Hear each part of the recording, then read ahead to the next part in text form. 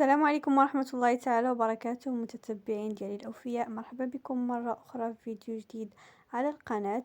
اليوم إن شاء الله غنحضروا صينية ديال الدجاج والبطاطس في الفرن. كتجي لذيذة وسهلة وكتوجد بسرعة. إذا ندوزو للطريقة ديال التحضير والمقادير. بالنسبة للمكونات، هنا عندي أفخاذ ديال الدجاج، الكمية كتبقى على حسب عدد الأفراد اللي عندكم. بطبيعة الحال غسلتهم مزيان بالملح والحامض. عندي بطاطس حتى هي منقيه ومقطعه دوائر، القياس كيف ما قلت لكم على حسب عدد الافراد.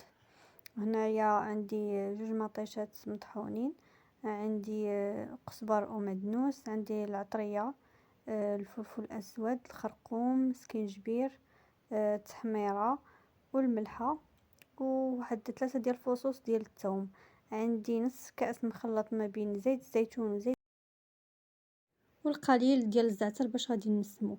هنايا جبت المول اللي غادي ندخل الفران، غندير فيها ديك لاصوص طوماط، مطيشه مطحونه، غنضيف عليهم القزبر ومعدنوس،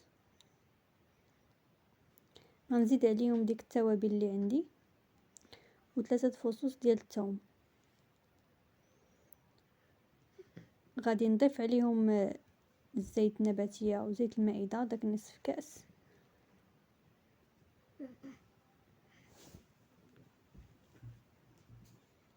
وغادي نضيف ربع كاس ديال العصير الحامض.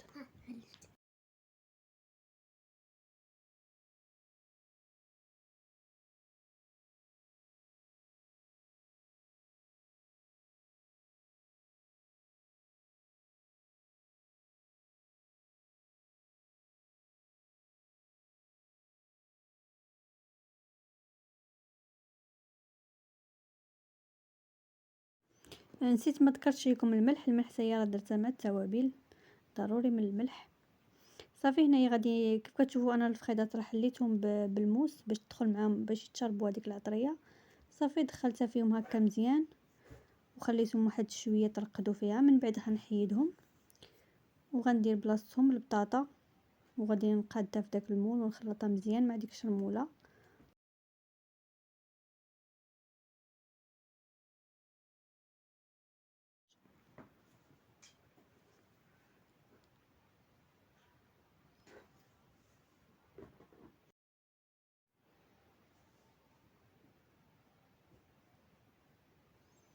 صافي هنا غادي نقاد ديك البطاطا في المول وغادي نضيف عليها داك الدجاج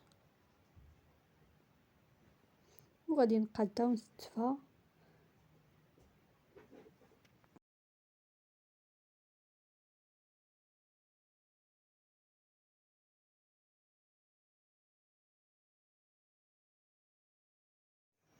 وغادي نضيف الزعتر من الفوق باش غادي نسم به.